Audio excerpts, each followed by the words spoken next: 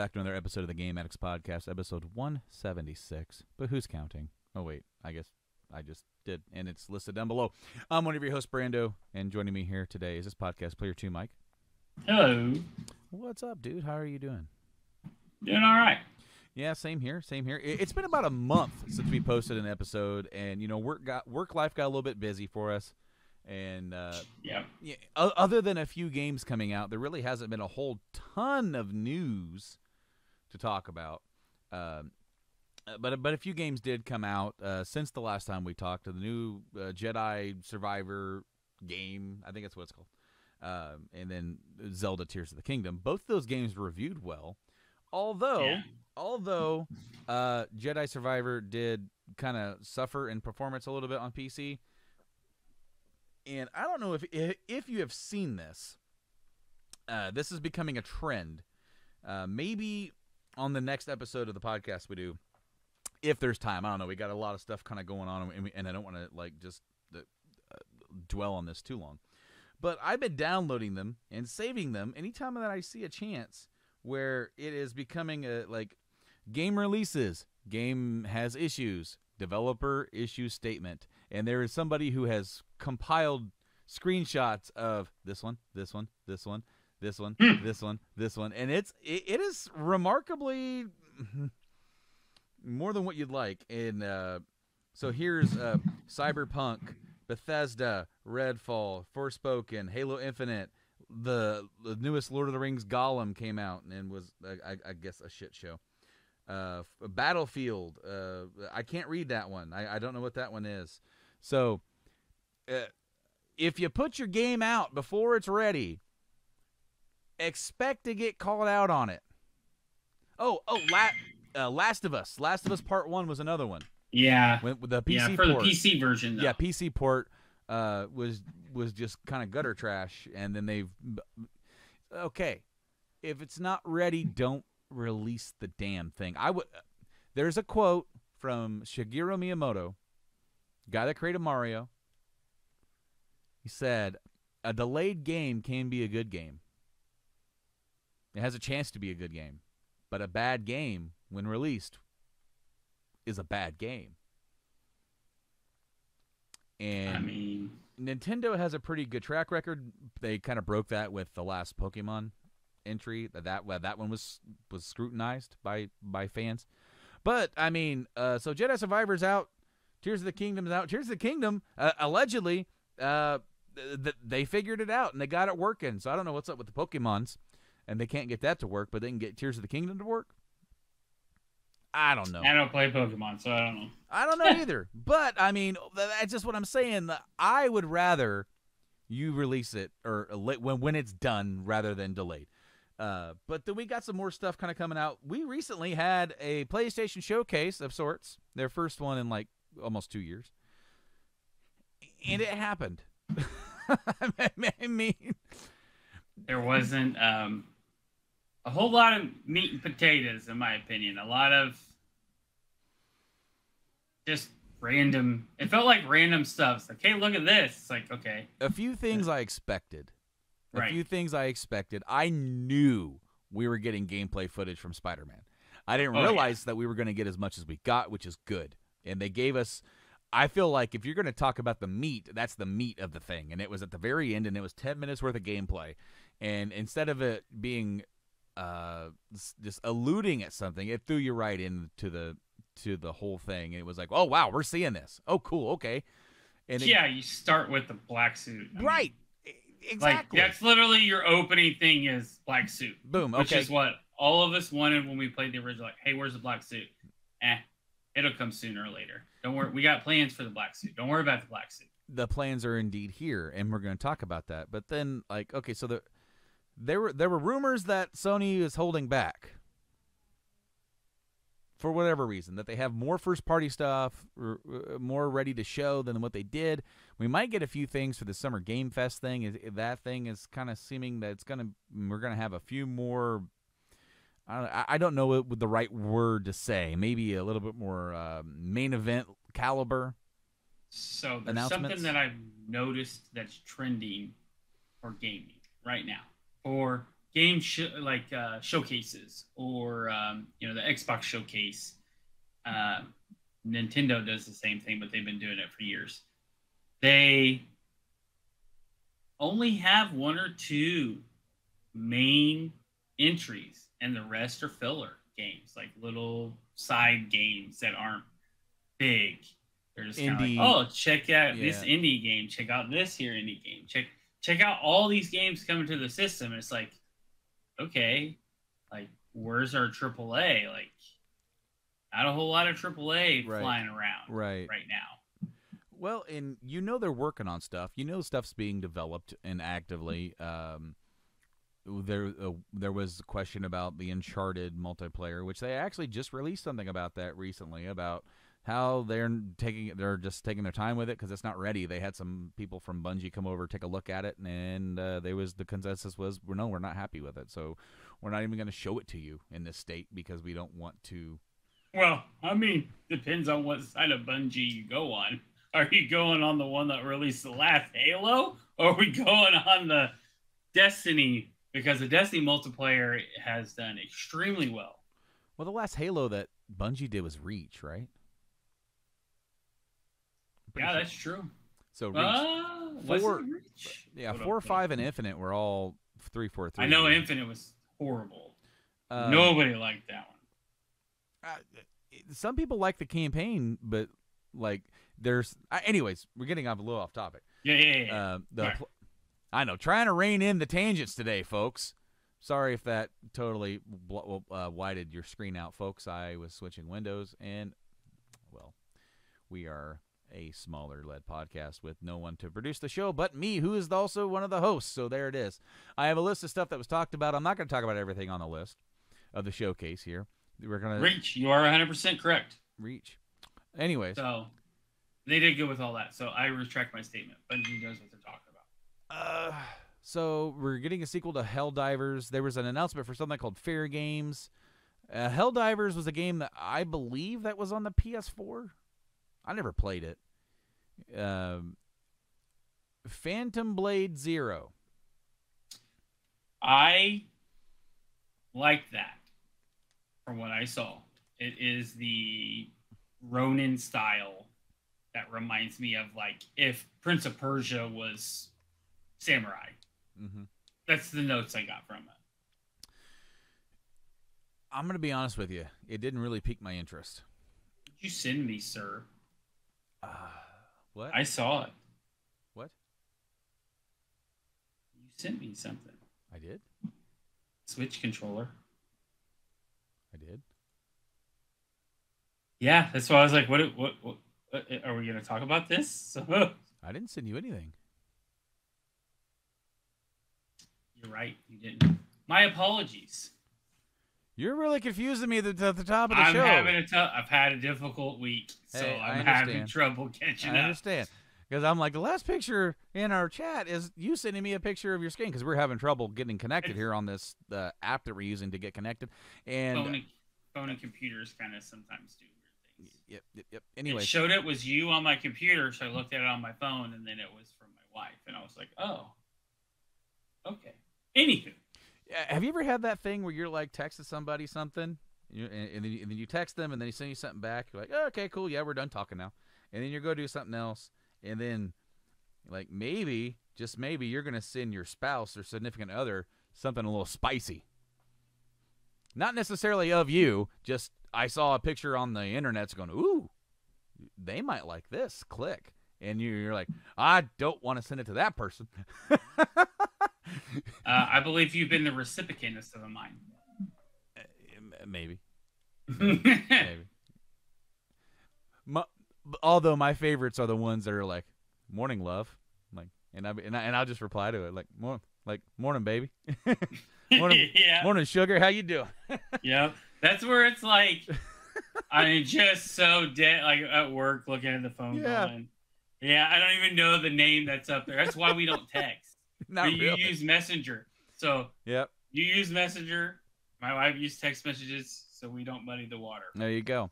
Now Devin gets to reciprocate, though. Gets those messages because we've been messaging a lot. Like me and my wife primarily use Messenger, but then we use text message if there's problem with data sending. Yeah. So it's like a fallback. Anyways, the Phantom Blade Zero. I'll be honest with you, I don't know what it was. I saw what it was, and I'm just like, this is not really piquing my interest. You have 66 days to live. What are you going to do with it? Masturbate. Are you going to kill everybody? Well, I mean, that's what we would do. But essentially what I understood is that the individual has 66, the main character has 66 days to live. And the question is are you going to run from this and just live out your 66 days, or are you going to fight? And from what I understood from the broken pieces, because it was very broken, you had to piece it together. It was basically like somebody took over something, and they're just going to wait out until you die. Oh, God. I'm sorry. I didn't mean to start laughing. True. Oh, well, hold on. I didn't mean to start laughing. So my brain, it wanders sometimes when people are talking. I have a bad habit of it, and I can't shut it off sometimes, especially if it latches on something and then it goes off. Sometimes I have to force myself to stop and pay attention.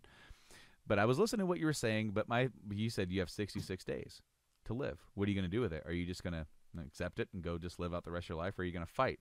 And I could just imagine the whole game starting off like this big, epic, dun, dun, dun, and it's like, you have 66 days. What are you going to do? And then you just fish for the rest of the game. Right. you just go chill. There should be an option. Like, it can't be like that hard to add like a little cabin in the woods where you're tranquil and peaceful, and like you just let the whole world burn, and you're like, oh, forget it. I'm done. Care, I'm over it. I don't want to do this crap anymore. You just let him live. Anyway, just let live. I don't know, man.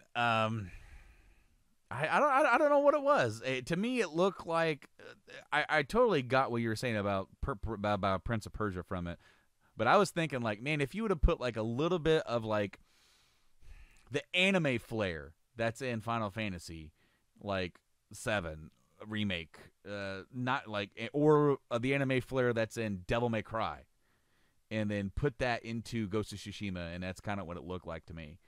And so it's like, I don't know. Maybe if I see more of it, it might turn me and be like, yeah, I'm gonna get that game. Like, but I'm interested in what it's gonna be. I'll follow and see what happens.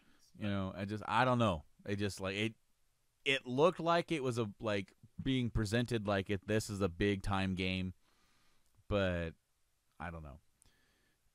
Skipping down, there's a title here that really catches my eye: Cat Quest: Pirates of the Caribbean. Yeah, that's gonna be a real winner there. It was interesting. There's actually one. Don't think it's gonna be the next Stray. No. So Foamsters, we're going to Foamsters right now. Foam Stars. Foam Stars. I'm sorry. No, well, okay. So this is Square Enix, and this is Square making a game that is, dude. I literally thought this was Splatoon. It looks like Splatoon. Like, other than the one thing you can do is like you can stand on your phone, and you can like make a higher.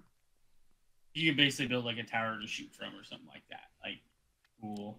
But I don't blame them for making a game like this, because every single game dev company out there that has multiple projects kind of like this, they're looking at having games as a service and having a game out there that's going to retain players on a level where people keep coming back to it. So I don't blame them. It's just not for me. And there's a lot in here that isn't for me.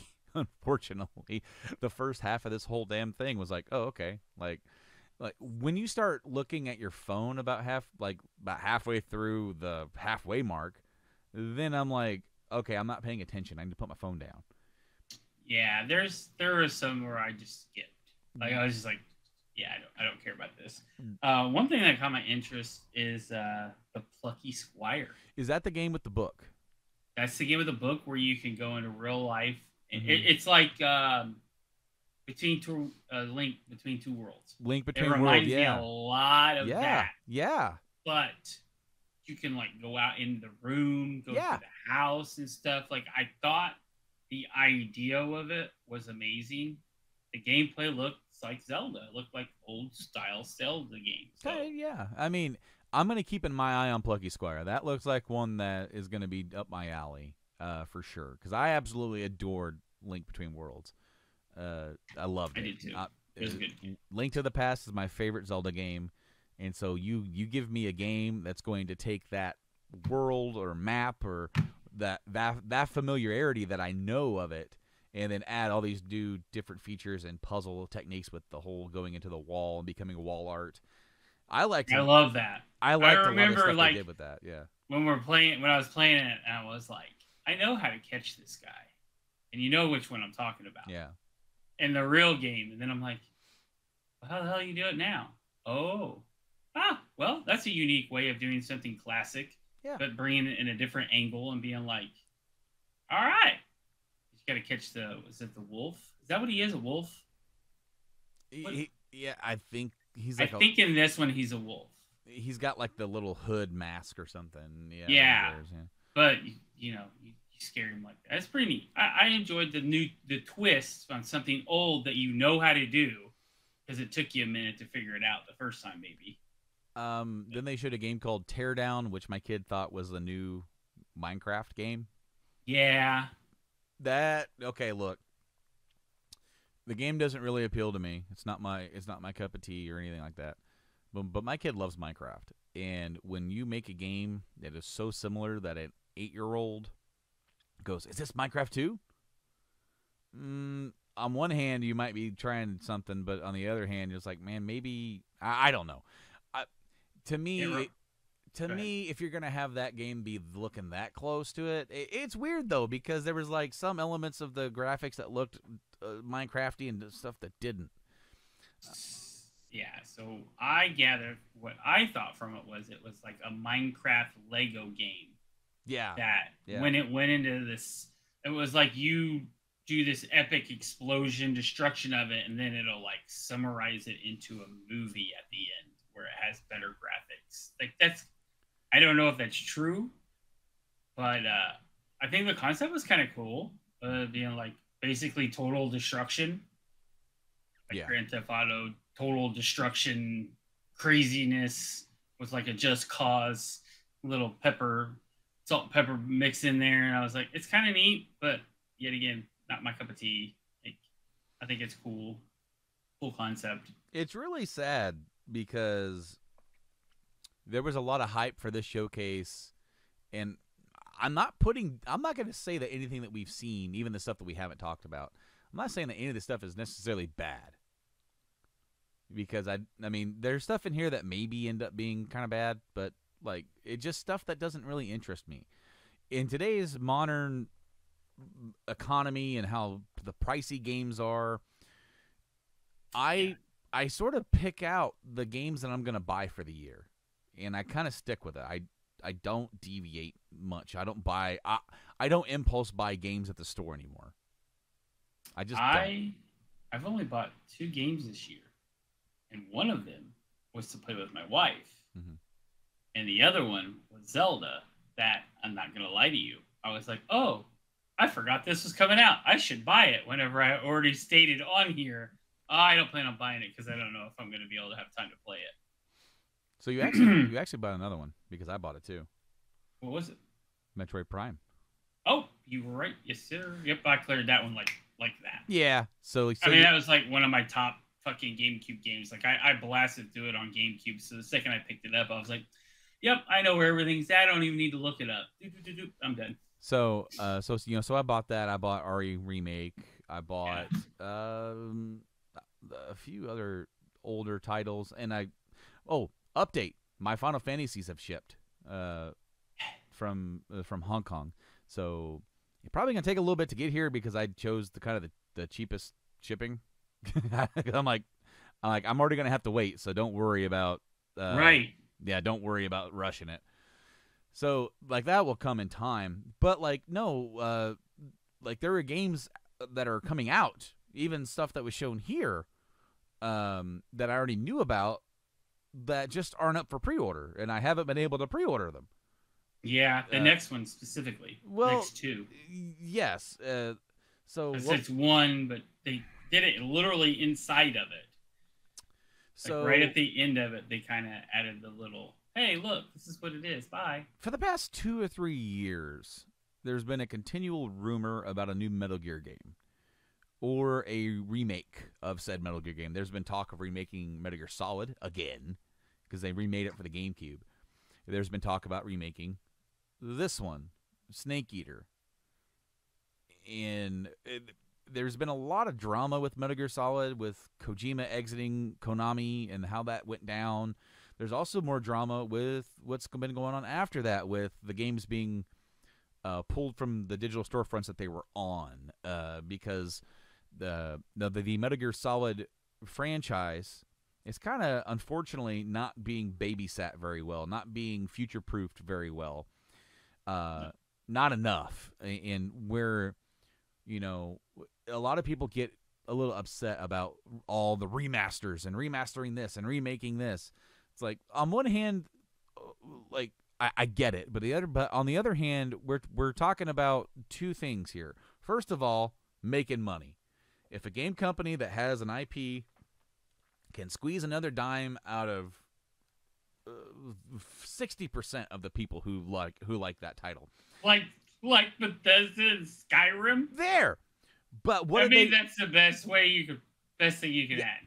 But what have they done with Skyrim is that they future-proofed it to an extent. They keep releasing it on newer platforms because it is such a popular game that people still come back to it and still play it.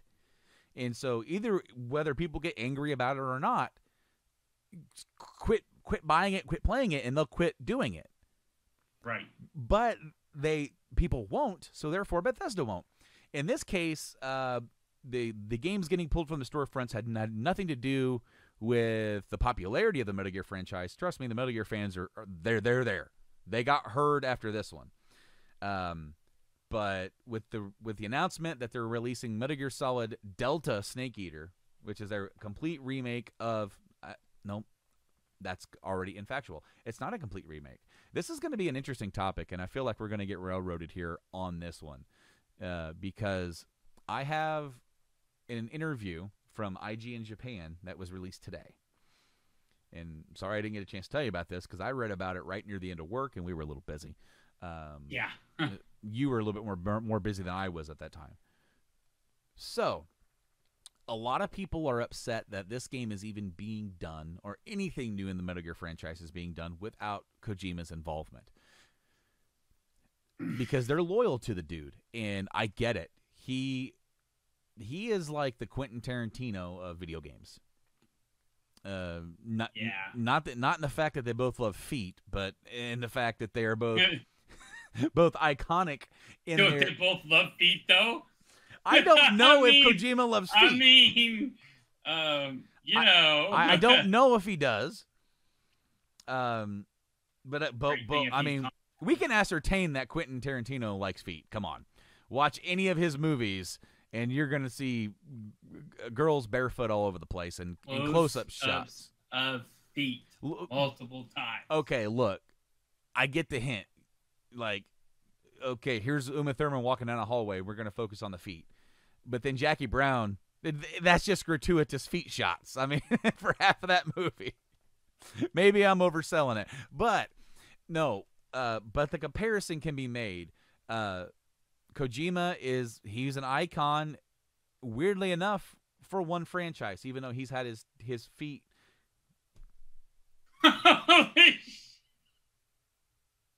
His hands. You sure it's not feet? He's had his feet firmly planted in this. You might as well just stick with the feet, dude. If you don't, I'm going to be disappointed. Everybody's going to be disappointed that here's this. You need to stick with. So this is the clip for TikTok right here. This is this is what we need. This is what we talked about being on TikTok. We are not on there yet. We've been a little bit busy, but this is the clip for TikTok right here. So Kojima obviously has his feet planted in the industry and has worked on other stuff. He worked on Death Stranding, a completely new IP that he released post Konami. He was supposed to be making a Silent Hill game. That got completely scrapped. Once he left Konami, he's worked on other titles that are old and are even worse about being future-proofed than Metal Gear, Snatcher, Police Knots. Those games were done on the Sega CD and Saturn, respectively, that are completely different styles of games than Metal Gear. But this is a guy, Kojima is a guy who wanted to make films as a game. He wasn't good enough or maybe even have the right reach to be a filmmaker. I mean, he didn't go to film school or anything like that. But he loves films. He loves going to theaters. He loves watching films so much that Metal Gear Solid, when he was making this game, it's a reverse action game. He saw Contra. He saw, Metroid. Maybe Metroid even was not even out yet. But he saw these games that were action based, and he was like, well, and you're just shooting everybody. Well, what if you make a game where the goal is to not shoot everybody and not get caught? And thus, he was kind of the first guy that did stealth in that manner. A true stealth. Yeah, a true stealth. True stealth, because there's games that encourage stealth, but a game that you benefit significantly from stealth. The original Metal Gear on MSX was you were punished if you got caught. You had to run away because you would get overpowered. Like, unless you were already near the end of the game and had, like, you were decked out. Like, early on, you start with nothing. You have to find a pistol. You have to find this. You on each screen, your goal is to stay away from the enemy. But anyways, Kojima's not involved, and there are people who are loyal to him, and also the involvement of Yoji Shinkawa. Neither of these guys are involved, and Yoji Shinkawa. Sorry for the little blurb out of my mouth. He was responsible for the art style of Metal Gear, and he's now working with Kojima at Kojima Productions. Konami says they're not involved. However, the development team will work hard to create this remake and also the ports of that they announced after this one, which we'll get to, so that they can be enjoyed from multiple platforms or even more players around the world. So they announced Metal Gear Solid Delta Snake Eater remake, and when they announced it, you saw the shot of the jungle, and it was ants, and so you're like, okay, well, like, what am I seeing here? And then then you see like this bird, and it's a parrot. And the first thing I thought of was, no way. My brain instantly, I replayed Snake Eater about 2 years ago, because I played through the Big Boss trilogy, Snake Eater, Peace Walker, and then 5. So I'm still mentally familiar with enough with Snake Eater to go, that's a green parrot in the jungle. Is it? And then it was flying, and hey, there's an electrified fence, and right after that is a swamp. This is Metal Gear Solid 3. My brain, but I was still kind of in denial. And then I saw a snake try to reach up and attack the parrot, but it got attacked by an alligator. I'm like, there are alligators in that swamp that you need to avoid or shoot with a tranquilizer. You got really quiet there for a second. Are you still there? Yeah. All right, there you are. Sorry. Yeah, you're going, so I'm just kind of like. No. When you said yeah, it almost sounded like you were in your closet. Yeah, something like that. So then it's the reveal. It's Snake, and I'm like, okay. So then it started with the pum pum pum pum, the fucking intro to Snake Eater. That's the made off of the influence of 007, and I was pretty floored by the idea that it was actually happening, because there's been a lot of rumors and a lot of people online really defiantly, because one thing about the rumor mill online is that you have to take everything with a grain of salt. Trust me, you have to, because there's also stuff that we were going to talk about here on the show that I'm going to instantly say, hey, we were going to talk about this, but this is a rumor.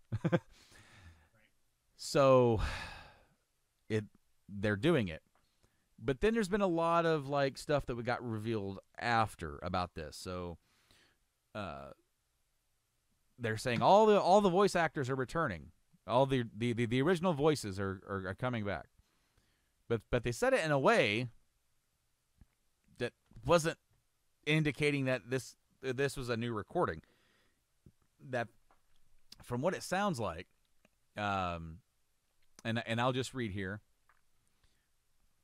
So who's working on the remake? The central role will be taken on by Konami developers who have been involved with the production of past games in the Metal Gear series. These devs will be working with Virtuous, a studio that's also been involved in production of previous entries in the Metal Gear series. That's Virtuous is a studio that I don't know where they're based off of. I've heard it recently, but it's somewhere in Asia. But they've worked on everything from Dark Souls Remastered to Uncharted 4. When asked why the team chose to start with 3 as opposed to the first Metal Gear Solid, it all seemed to boil down to the fact that the third entry is actually the spark of the larger Metal Gear tale. We chose Snake Eater because it depicts the birth of Big Boss, which is the starting point of the Metal Gear series. Konami spokesperson said. Another reason is that many fans have been requesting a remake of this game for a long time. Fans will also appear to be a big factor on whether or not future Metal Gear remakes or even brand new games are developed. Konami are careful not to mention any new games despite us asking, but did share that regarding the remakes of previous games in the series other than Snake Eater, that we will listen to player demand and consider accordingly. Then they explain why they chose to go with the Delta symbol. The Delta symbol is chosen because the meaning fits the concept of the remake project. Delta is a character from the Greek alphabet, which means change or difference in mathematics and variables. Also has the meaning of changing an amount without changing structure. And speaking of changes, Konami confirmed it's not going to update or alter the story in any way of the game. Instead, then there's that ending we said of Metal Gear Solid 3 story, a gut punch of an inclusion of a story that retroactively sets the entire franchise in motion. Love, honor, and betrayal, and all the best bits of the Metal Gear Solid wrapped up beautifully in one beautifully camouflaged packaged. So one thing that was talking about the voices is that of course Snake was recasted in Metal Gear Solid 5. They didn't bring back David Hayter. Then they used Kiefer Sutherland. Konami isn't going to shake the boat in that department, having shared that all the character voices from the original game will be the same. Whether or not they mean... so it's like they keep saying the same. So is this going to be the same exact audio from 2004's release? Or is it going to be the voices coming back for a new recording session like they did in the Twin Snakes? Because they did redo all the lines for Twin Snakes with the same exact voice actors, except I think one actor was different because they didn't have him voice 2 roles in the remake of the original, whereas in the original game he did. So we still don't know whether or not we're getting a full-blown re-recording, or if it's just going to be copy and paste. We're going to keep this the same because everybody already loves this. It's not broken. We're not going to fix it. We're just going to craft a whole new game with gameplay elements with the same story beats around that. Which then it makes me wonder if they're going to be new story types and elements. Are they going to have to do new grunts? Are they going to my brain went into this deep. Are we going to reuse the same grunts? Are we going to get new grunts? Are we going to get like some other guy just to like, hey, do your best snake grunt. And all of a sudden you're playing the game and there's a voice grunt that they've added in later. You're like, that's not David Hayter's grunt. That's a Japanese guy. I don't know. Only you would do that. I know. My brain goes into weird places. I'm not mad about it. I'm not mad about Kojima not being involved, because if there was ever going to be any new Metal Gear, he's not going to be involved. Yeah. It's coming. It's just the way it is. We don't know enough because obviously, probably for legal reasons, neither side can really bash the other. That didn't stop Jeff Keighley from doing it at the Game Awards one year when when Metal Gear Solid 5 Phantom Pain won an award, and Konami refused to allow Kojima to appear to accept. And what did Jeff Keighley, who is a friend of Kojima, he called them out and said, Kojima would love to have been here to accept this award. However, Konami has barred him from doing so. And the whole crowd went, whoa. Hey. Take your shots. So also, it sounds like there's a lot of negativity between the two. Yes. So, also announced was the Metal Gear Solid Collection, or Master Collection, Volume 1, which indicates another volume at some point. If you're going to call it Volume 1 and not have a Volume 2, that's kind of stupid. So what does that entail? That includes, if you're following me, because I got the games right here. That includes the original PlayStation Metal Gear Solid. It includes VR missions for the first time available, by the way. It includes the substanced version of Metal Gear Solid 2, Sons of Liberty. This is the version that came out that has VR missions also. And it also includes more Snake playable missions, story missions, but you don't get cutscenes. They're just like stuff you read in between. And then they also had a skateboard mode. Yep, I know. Weird. It includes the substance version of Metal Gear Solid 3 Snake Eater. Also, these two games, they're going to be the HD versions that were released later on. So, something about the subsistence version of Snake Eater. This didn't have VR missions. It has Snake versus Ape, where you have to play as Snake running around and capturing apes from Ape Escape. Whatever. It's stupid, but it is kind of fun. Also being released on this one here was the first time ever the MSX and MSX2 ports of Metal Gear and Metal Gear 2 Solid Snake. The first time that either one of those versions actually got released over here in any way. So that is going to be the Volume 1. So if that's Volume 1, then what's going to be in Volume 2? Well, I mean, we gotta have a Volume 2. Well, funny you should ask, because I'm going to tell you what you should do, Konami, if you're listening to this podcast or watching on YouTube or any one of our fabulous podcasting places that we are available. Or even if you caught me talking about Kojima and wondering if he has a foot fetish on TikTok. Who knows? Maybe that goes viral. So, a Volume 2 has to have Guns of the Patriots.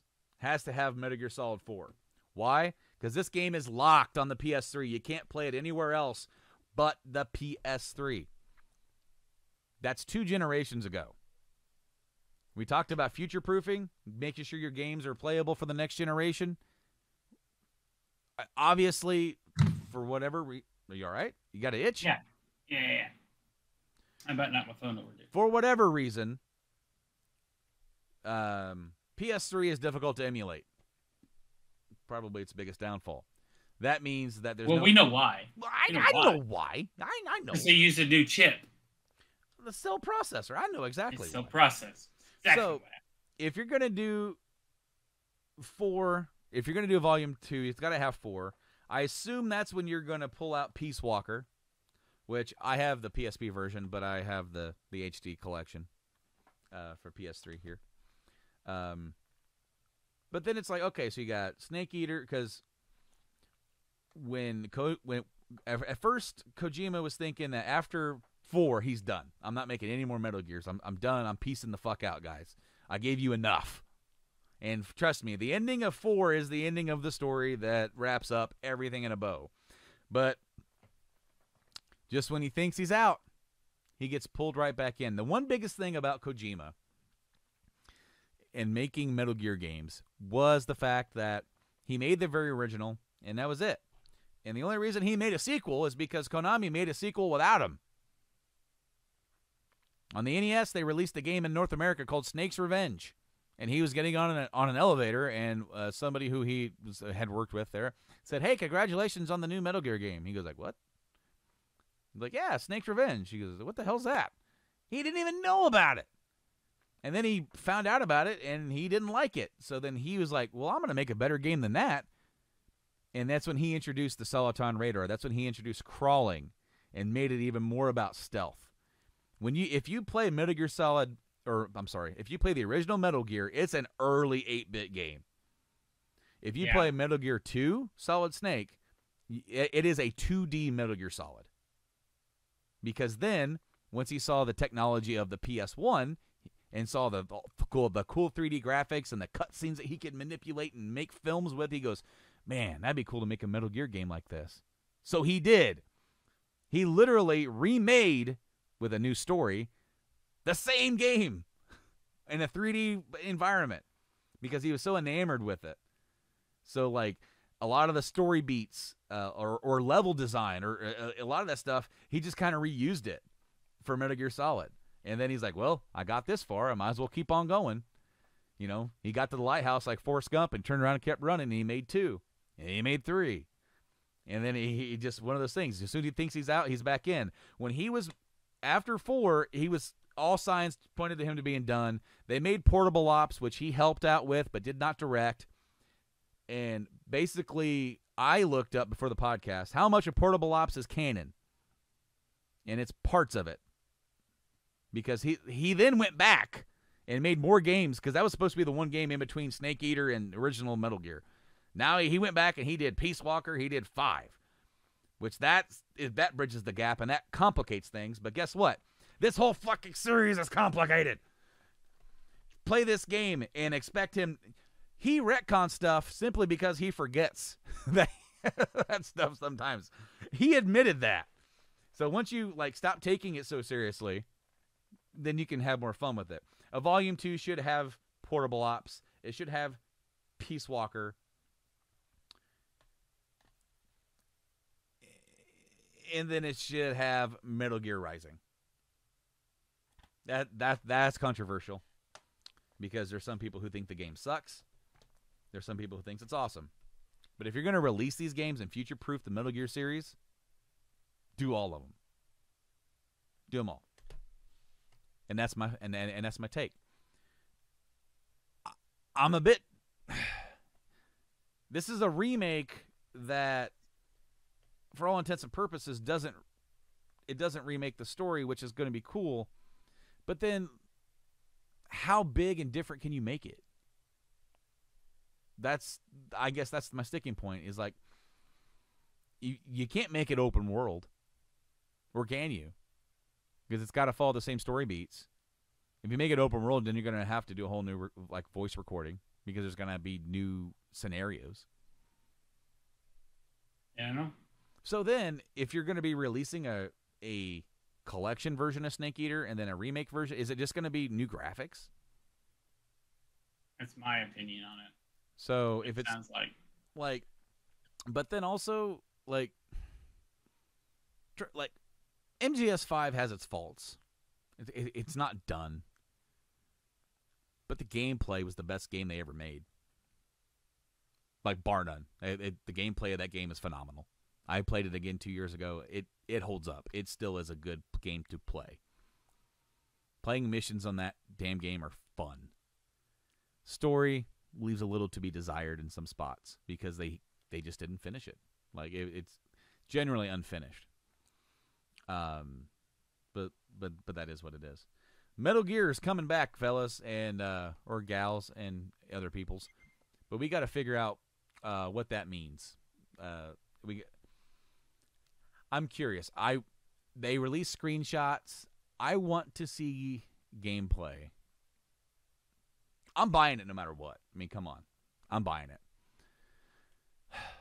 But Mike, that wasn't all. We kind of went on a tangent there because I had to rant. Thank you for listening to my rant, Mike.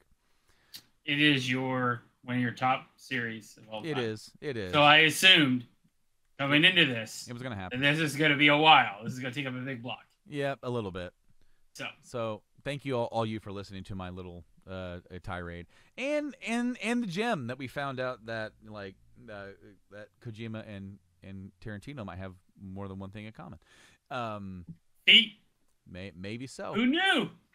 Maybe so. We got another trailer for Final Fantasy 16. Guess what, guys? The game's coming out in a month. Less than now. It's less than a month of release for that. There's a lot of hype about it. A lot of stuff online about this game coming out. It is pre-ordered. I do have it. Another thing that when I pre-order games now, for games I really want, I'm already of the mindset that I'm going to be spending $70 or more dollars. Games don't cost me $70 anymore, Mike. Especially games I really want. They end up costing me over $100 because I get collector's editions, or I get maybe not collector's editions. At least you don't get burned on yours. As I'm looking at one of them sitting up on my shelf. So there's one behind me. I have some shelf space, but I don't have a lot of space for collector stuff, like for big box. If you're going to release like a limited edition set, right? Like, well, that's one thing. Very, very easy to grab here. Here's one. Whoop.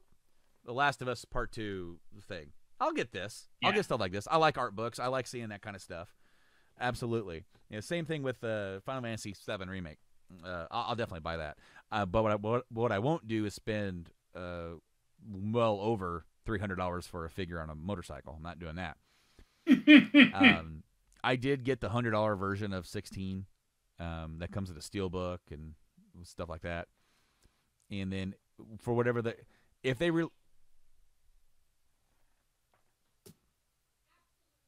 whatever he did, don't do it again. My kids. I got kids. Spider-Man.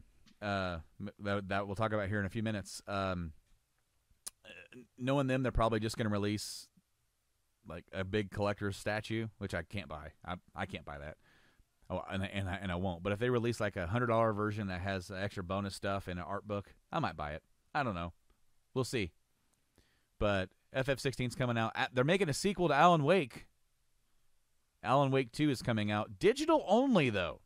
Yeah, I saw that. Digital only. And they voiced their reason why. Okay, well, you know what? Even though I disagree with your decision, I can respect the fact that you've made a stand to do what you're going to do. And if it can keep the cost of the game at $60, cool. If you're going to just release it and have it be $70, okay. See, that's where I start getting into this digital stuff. If a game's going to be released digitally, it needs to be a little cheaper than a typical storefront. Just saying. They showed Assassin's Creed Mirage, which I got a little confused by. More Assassin's Creed. It's more Assassin's Creed. It does seem like they're taking it back to the stealth origins of the story.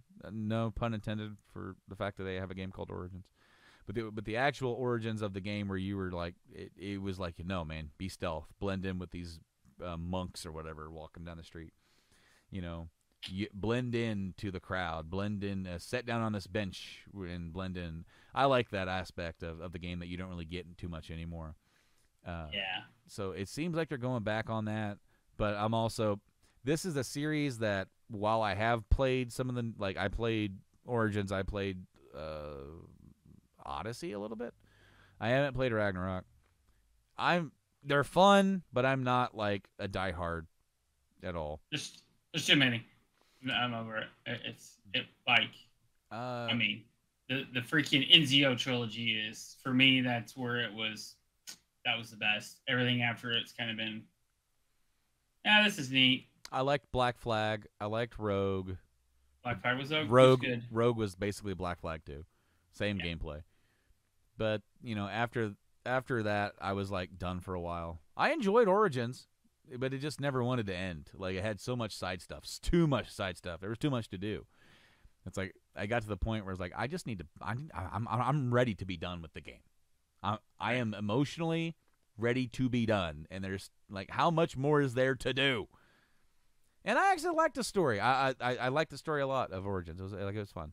Grand Blue Fantasy Relink. Is this the game that you were telling me about earlier? Yes. Okay. This is the one that gives me Tales of Symphonia or Tales series game vibes. Right.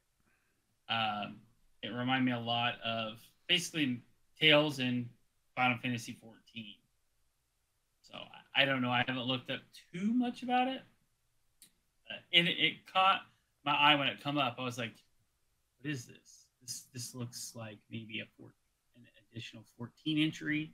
Like it's a lot of the characters could potentially be characters in 14 that you can play." I'm like, And then it popped over.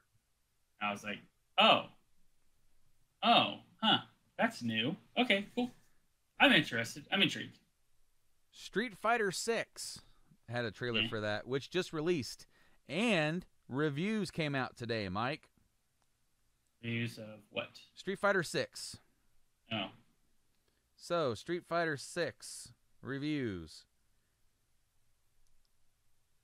Complete and utter dog shit. It is currently trending at 9s and 10s. Oh, wow. Good for them. So, I mean, all you're doing is moving stuff forward from the original Street Fighter and just moving it all up. So, Metacritic, it's sitting at a 92. That's not bad for it. I'm not into them, so. I'm not either. I'm not into fighters. It's not my thing. But I'm happy for people that they have another game that they can really dig into. Dragon's Dogma 2. Did you ever play the original Dragon's Dogma? Okay, so that game was on the PS3. It's like an action RPG, and they're making another one. So, thumbs up. Don't really have a lot to say about it other than cool. Maybe I'll check that out depending on when it comes out. Then they kind of had a whole segment about VR. I don't care about VR. I don't either. RE4 is getting a remake, is getting a VR mode, a bunch of other stuff. There's actually Arizona Sunshine. So there's actually Beat Saber's coming. There's actually a game in there, and I don't remember which one it is, but David Hayter, voice of Solid Snake, voice of Big Boss, voice of Naked, all those people, different people. He posted something literally like hours after, because everybody was hounding him because of the Metal Gear. Trust me, Metal Gear fans are rabid. And he put out a post, said, for those of you asking about games I may or may not be voicing in the near future, here's one. And he is voicing the game called Synapse. I see out Synapse. So it's that first-person shooter game, and he plays the voice in the guy talking in the trailer. So, like, all right, cool. And then we have a new game from Bungie, Marathon. Yeah. Don't know much about it. They didn't. The trailer didn't reveal much about it, so I don't know even what it is. They're like, "Yep, make it a game. Here's what it's called." Oh, by the way, new Destiny stuff. Yeah, Destiny, right. the final shape. Should be the shape. Final entry, like I said. It should be it. Two things they did mention for hardware: the new earbuds. Okay. Yeah. And then the Project Q handheld, which is cloud gaming only, Wi-Fi. It's basically a Wii U tablet. Yep. It's a Stream Deck. It's not a Steam Deck. It's a Stream Deck. Yes. It just streams from your PS5. Now, how much is it? Right? I bet it's going to cost over $200. It probably will. So for freaking one, what was it called? The Backbone, where you put your phone in and you go play on it. Yeah. It was like $100 and something. Right. So with this piece of tech, I guarantee, it's like, how much is it going to be?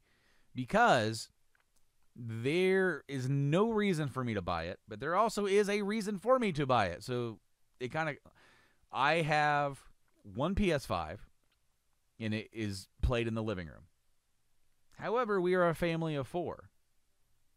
And sometimes you have to be mindful of that and the fact that these kids need some sort of distraction. They need to be able to watch TV or something, right? So I have to give up that TV sometimes, and that's okay. I can come into my bedroom. I've got my TV here. I can play something else in here.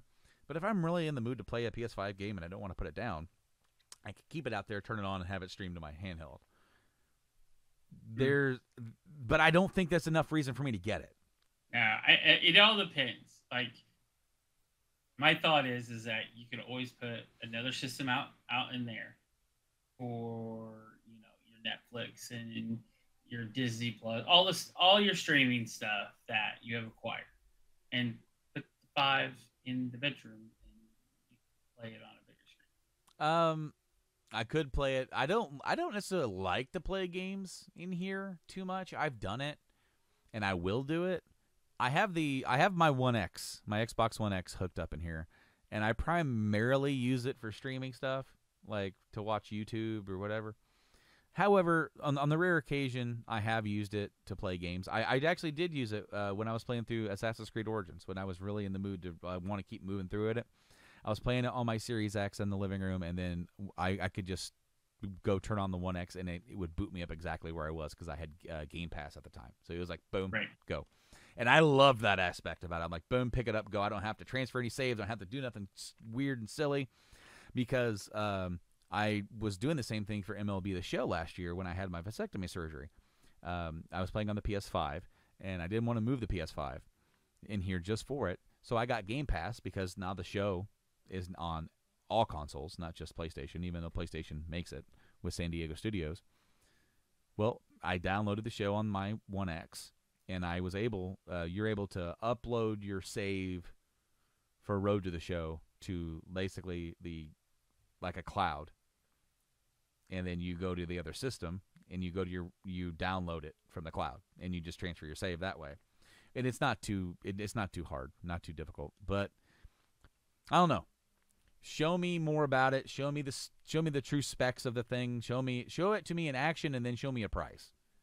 And We're gonna see. I mean, I don't need it. I don't like that it is only a streaming thing.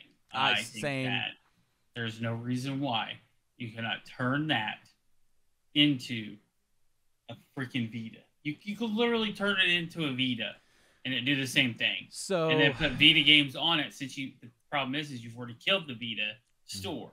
Yeah. If you would have kept the store going, made this and say, hey guys, look, you can play all your PS5 games streaming, and so you can get your PS1 classics on here. You can get you can make this your new handheld. They didn't. So they haven't killed the store yet, but they did announce they were going to kill it and then chose not to. Like, that was like a year ago. They did close down the PSP storefront. That's gone. But the Vita is on its last legs. It is. You could put all that stuff, PSP, all that stuff could go to that handheld.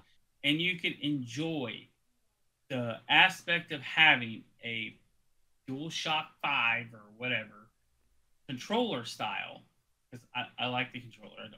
I do. Yes, I do too. It's a good controller. I'm always going to be prone to the Xbox style setup because I did a lot of first-person shooters on it. That's what I enjoy.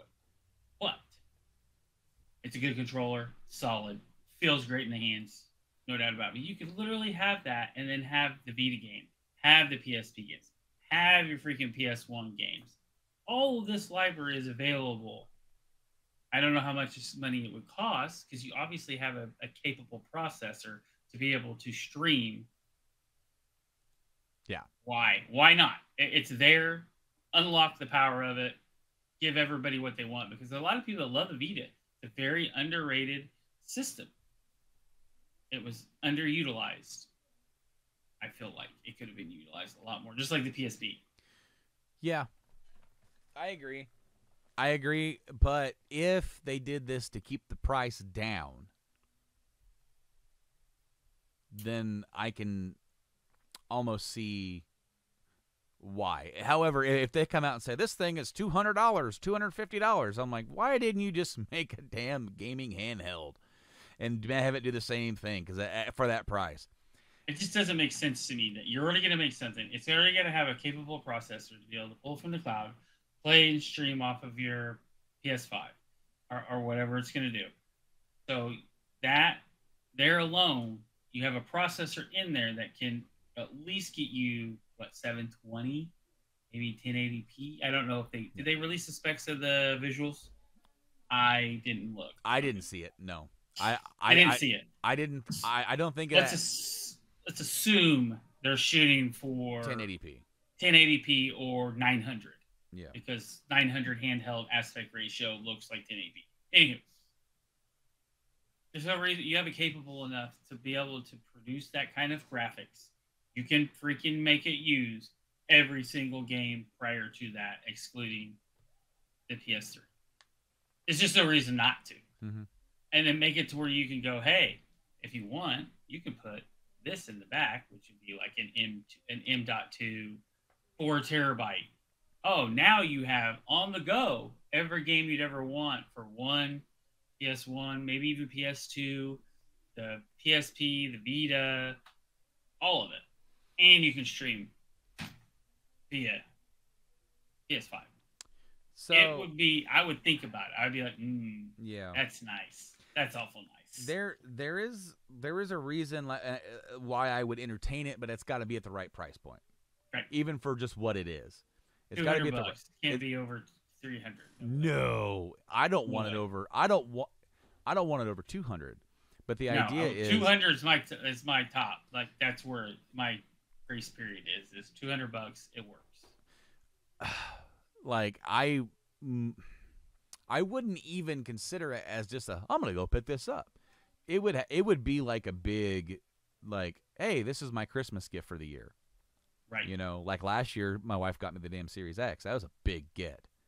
You know, she got that for me, and that it would be the same kind of deal. But because it's not necessary, it's not necessarily necessary, if I can say it that way. Right. Right. It's not the end of the world if I can't play PS5 and I want to play it. Like if the kids are using the TV and want to watch a movie, guess what? They want to watch a movie.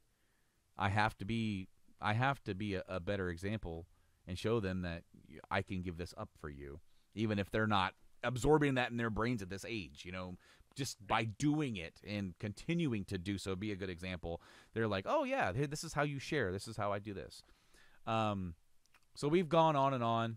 We're over an hour into the podcast. We have other stuff that we were on the docket to talk about, but we're both limited on time. So we're going to wrap it up with the next thing. We're going to talk about Spider-Man. All the other stuff that we were going to talk about, we could try to hit that. Maybe we can come back and before the Xbox showcase and do something with this stuff. Yeah. Because I don't want to skip some of this stuff. I don't want. I do want to talk about Tears of the Kingdom and your full thoughts. I do want to talk about some of the stuff that we wanted to talk about. We just don't have a lot of time. So we're trying to keep this on track. We got to see Spider-Man. It starts in a jungle. The two big games here that I was interested in both start in the jungle. I don't know if there's a theme here. Maybe Axl Rose is going to pop out and just yell, you know, you're in the jungle, baby. You're going to die. That sets up Kraven the Hunter. So we're getting Kraven, which that was kind of, dude, that was a rumor way back when that we were getting Kraven the Hunter.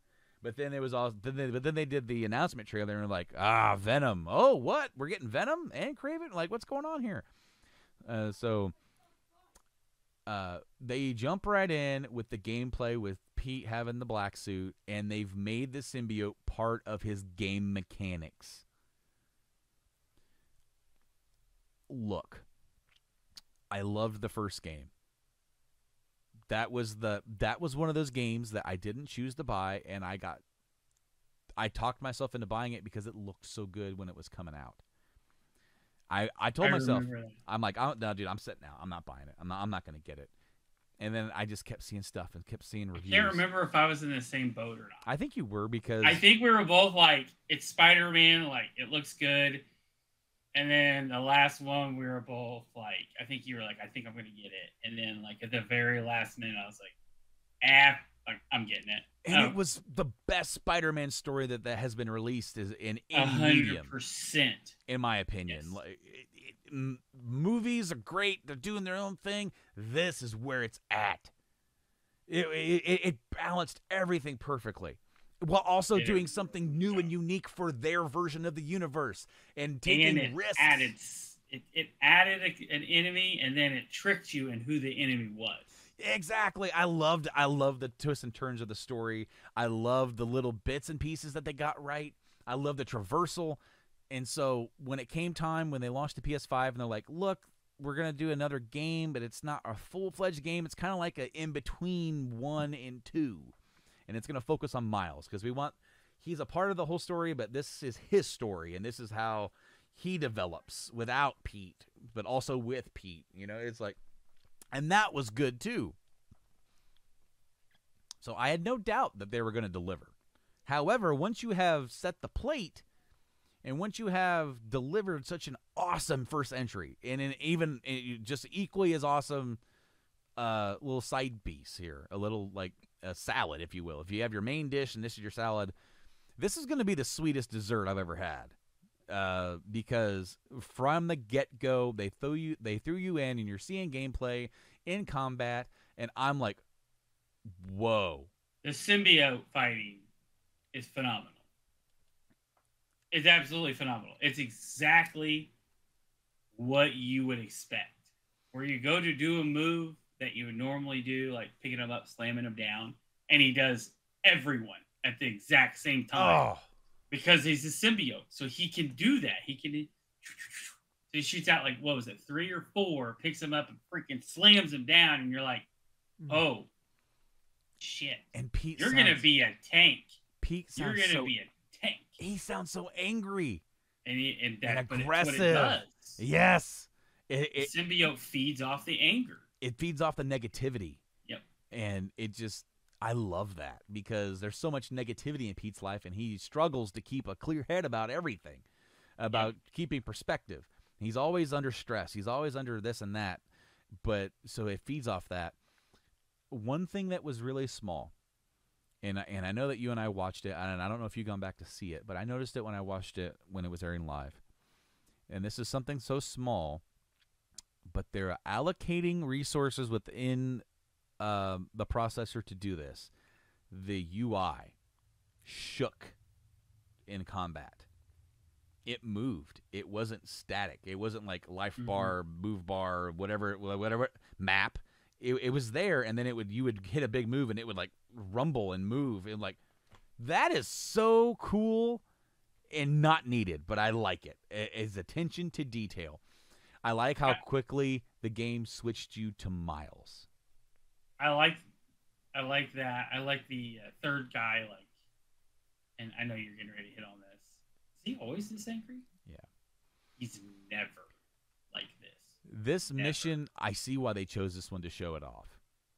Because this thing went for a while, and it reminded me of the big action set pieces that they do for Uncharted. It reminded me of watching Spider-Man. Yeah. Like, legitimately, if you watch Spider-Man movies, any of them, really any of them, there is always one action sequence where Pete is just flipping through, fighting the boss, fighting the big bad, and the big bad is like, I mean, you care more for the civilians, so let's endanger everybody around us. So that's what they do, and you literally are saving everyone as you still in combat. It was I feel like that the end of that was more Spider-Man than any other Spider-Man game has ever been. Because you're saving people while you're still trying to keep up with it, and you're still trying to fight, plus saving. Absolutely, because that's Pete. I mean, that's Spider-Man. It literally do I save people or do I take down the big bad? I mean, it was this big 10-minute fight, a gameplay, chase. and then it was a chase, and then there was stuff in the chase that was like on rails with the part where like because they're going after the lizard, and so is Kraven, but Kraven seems to be going after both of them, the Spider-Man and lizard. He's out there for the sport, so they're trying to capture Connors the lizard, and at one point, Miles attaches to his buddy. I think his name is Genki. He hacks into like one of the drones, and he's controlling one of the drones. And then he's basically skiing on the water with his web, holding on, while the lizard's chasing after him in the water. While there's other Kraven bad guys coming after you, and he launches. He just throws a guy at you. Yeah, he just throws a person at you, and you're like, wow. There's so much going on, and it seems like a ride, because when I play Uncharted and those big sections come up, you are in an action movie. And there's so much fun there's so much. It is the joy and the overall bigness. Obviously, The size and scope of Spider-Man 2 has gotten bigger from what they've done before. They've expanded it to include different kind of play styles from Miles and Pete, and for you to be switching back and forth during certain sections. I am going to lay it down right now. I have a prediction that the main boss of this game is Pete. No. You don't think I'll so? argue that. No way. No way. I think that... I think it is. I think that's the middle portion of it. I think that in the beginning, he's going to get the suit in the very beginning. Obviously, they wouldn't show that specific sequence if it's not early. Mm-hmm. So you're going to get the black suit early. And you're going to go through. And the whole point of having Venom was to try to keep someone alive. Mm-hmm. But while that's happening, what is he developing? He's developing the super serum. Yes. That turns him into the Green Goblin. Yes. Osborn. And okay. I'm telling you right now, that's what's going to happen. He's either going to inject his son, or he's going to be like, no, they can't get human trials, just like in all the others. So what's he do? Norm's like, I know it works. I made it. Screw you. Click. And Green Goblin. That's my prediction. That's fair. I think you're going to fight Pete with Miles to save him from the symbiote. I agree with that, but I think he's going to lose the symbiote. They might throw Brock in. I think they will throw Brock in because I read that comment. He'll have like a small section, and then you're going to have to fight him and like try to calm him down, because that's when Venom becomes Venom, not the black suit Spider-Man. It becomes Venom, where he has the web stuff that he doesn't use too much with Eddie, but he's a freaking walking tank. He does it basically to just traverse. Yeah. But he traverses, but he's more like Rhino or Croc. Yeah. Where he's like, boom, slamming, destroying everything around. Right. So I don't know if I want a full-blown Eddie Brock Venom encounter. I think now here's what I would want. If I could tell them, I want you to do this and this and this and this. I agree. I think more needs to be established with Osborn, and maybe even we see him go Green Goblin. Because we're already going to have Kraven. He's going to be the big guy involved. That's already been hinted. We could get another twist and be like, haha, Green Goblin. But we also have the Venom symbiote. I want them to think that they're rid of the symbiote. And then, like, no, it's Brock. Brock gets it. Because in the comic that they just released, they reveal that J. Jonah Jameson has acquired the Daily Bugle again, and he's going to bring honest and good journalism back, which, of course, that means the worst journalist of them all, Eddie Brock's going to get a job. So he's going to be involved. Because what I like is that they don't make Pete so much involved with the Bugle, is that they're making Mary Jane involved with the Bugle. And I think Brock's going to get involved, and he's going to end up acquiring the suit. But I think you use this game to establish the character of the symbiote and establish the character of Eddie. And then if you're going to do another game, you cash in on those chips with the build-up of Pete versus Brock. And then, I think. I think you take that as he's a centerpiece, but also you establish the fact that there are other symbiotes. That's fair. But I think if I'm going to do it, if I'm going to cash in all the way, I would do what they did with Spider-Man, the original. Or not the original. The new Spider-Man. I can't say it. Basically, come in, you got the main story. Boom. Everybody knows it. Has this good twist. Amazing ending. But then you have your DLC, your ads. I think that one of those, because they're going to have one or two. Mm-hmm. I think one of them needs to be Eddie Brock going on a rampage with Venom. Just to establish what he can do, where you're like, and you can't stop him. He basically gets away. And you're like, uh-oh. That sets you up for the second game. Or a sidebars, whatever you want to do. But in this one, you have to establish, if you're going to go for Spider-Man 3, have to establish a villain. I'm sorry if you do not bring Green Goblin into this. If the third game is not Green Goblin, you need to check your facts. Because that is one of the greatest, if not the greatest, the man that has his hands in everything evil in the Spider-Man verse. And he's mayor in this and verse. He's the perfect person because he can literally, and him and Jonah, if you have Jonah get that, and then you have Norm turn into Green Goblin, you can literally have everyone in the city hate Spider-Man. Or at least media-wise. Because the people love him, but media, you know how the media is. Yeah. So, yeah, there's a lot of different ways that they can go. A lot of different avenues, but the thing is that this opens up so many doors, and that Spider-Man is one of the greatest comic book characters. Yeah. He's one of the most human comic book characters. Absolutely. There's so many different ways that they could go with this. They knocked the first game out of the park with a home run. You know, they hit another solid home run with Miles, as short as it was, but it's still good. Like I told you, like it's a little bit shorter and more concise, but they do their exact same storytelling style with this. So if you liked the first game story, you're gonna like this. Like it's. I didn't want to buy it because I was like, that much for such a small segment. What was cool is that when I bought it when it came out, I don't know if they still do this, but when you got it, that's how you got the remaster PS5 remaster of the original. So I did get that, and I played through both of them, and I thoroughly enjoyed it. The Spider-Man PS4 game broke records for them.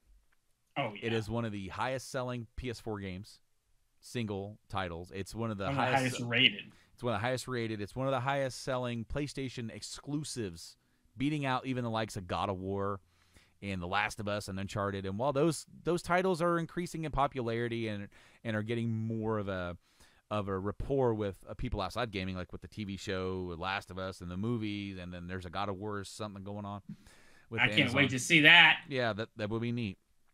But it's like a no-brainer when you have an exclusive game for an established character that you don't have to establish. People know who Spider-Man is already. Yep. And that was honestly one of the coolest things about the first game is that the game's like, here, you're Spider-Man. Yeah, it literally is like, you're Spider-Man. Yep. You already know who Spider-Man is. You don't need an origin story. You don't need anything about him because it's been overdone 100 times. Yep. You're Spider-Man. You're Spider-Man in 7 years. He knows what he's doing. He knows his tech. There you go. Yep. Because that's one thing I really don't like about some of the movies is they don't show how intelligent Peter is. He is extreme. I mean, he is MIT material intelligent. Yes. And they don't show it. They allude to it, but they don't really show it. Yeah. That's and what I would love to see them really show it.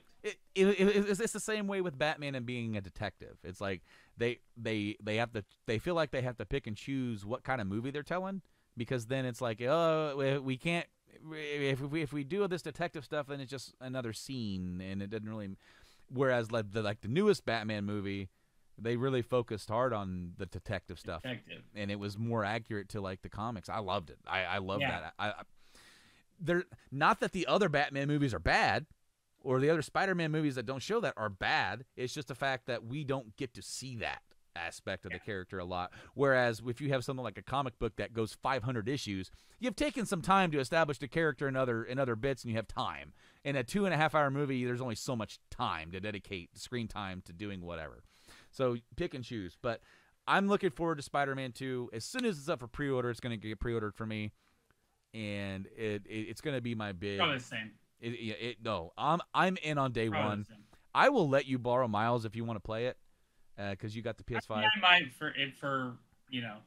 I would suggest it doesn't take very long to beat, and you don't have to do all the side stuff. There is a really cool side quest where you have to go find stuff that his dad left for him as like a scavenger hunt type deal that he had planned for his. I don't know if it was his 18th birthday or something like that.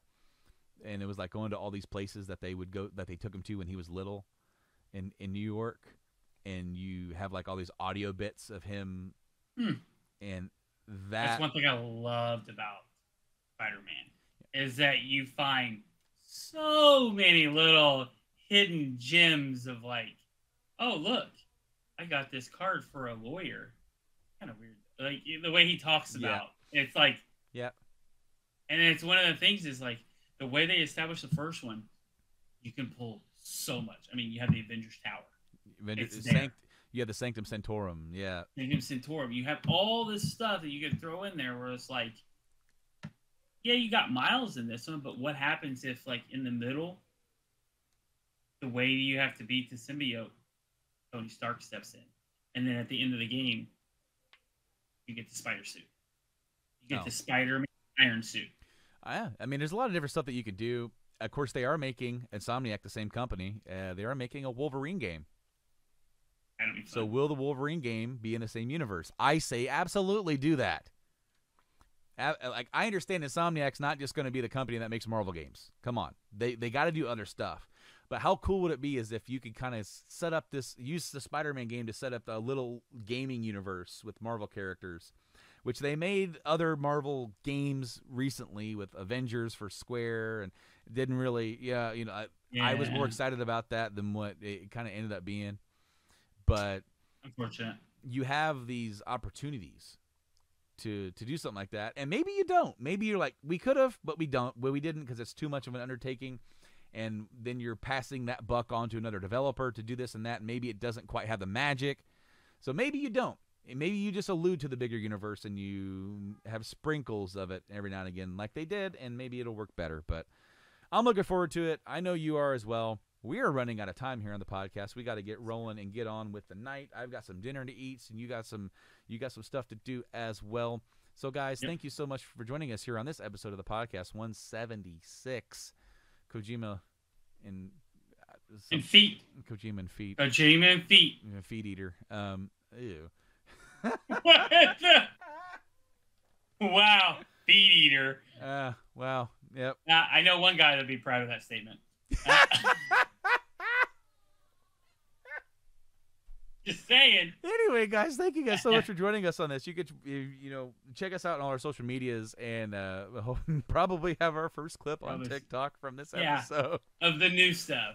I gotta go back and absolutely take the time to get the old stuff. But put in there. Mike, it's been great talking to you. We will be back again, maybe in a week or so, when we get some time to talk about the other stuff that we want to talk about. Yeah, if we can squeeze in another episode, because the Xbox showcase is coming up in 2 weeks, and we're definitely going to be talking about it in Starfield. So we're going to have a lot to talk about on that front as well.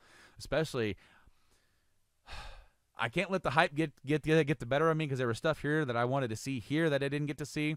But Microsoft has so many acquisitions and so many of these little devs and bigger devs that they bought, and they're all working on stuff. I want to see what they're working on. There's going to be a lot revealed. I'm so much more excited. I'm sorry, PlayStation. I love PlayStation. They're one of my first original, PS1. I can't say enough about PS1. It was my true introduction into real gaming. I had a Game Boy, but and a Super Nintendo. I love them. Loved all of them. But it was the one where I was like, this is something. Yep. And I'm sorry, but Xbox is just delivering all around. Well, I'm a PC person, so for me, I don't have to buy anything. Mm-hmm. It's here. I own Game Pass. Everything will come up on Game Pass. So I don't care. I just play whatever I want. I hop on Game Pass. Me and my wife play stuff together on there. It's great for me. PlayStation has been delivering on the games, and that's where Xbox needs to start delivering, because they have good stuff, and they've been, but they don't have the amount of good quality AAA titles that PlayStation has had, unfortunately, because some of them have been, with your bread and butter stuff, has been coming out and not been gaining as quite the accolades as maybe it should be. So I'm looking forward Infinite and I'm looking forward to seeing what Xbox has to bring to the table with the showcase, to see what we're going to get in the future. Probably going to see some. Is there a new Forza coming out next year or this year? Yes. Okay. So or was that last year? No. The new Forza is not out. Okay. All right. So we're probably going to be seeing that. So you're probably going to be seeing another gameplay video of Forza, which that always looks amazing. Forza always looks great. But they've got a lot of other devs that they've got under their wing. They're going to be doing stuff too. Sometimes in 2023. Well, what's that other game? Outer Worlds. So they're making Outer Worlds too. We might see something on that.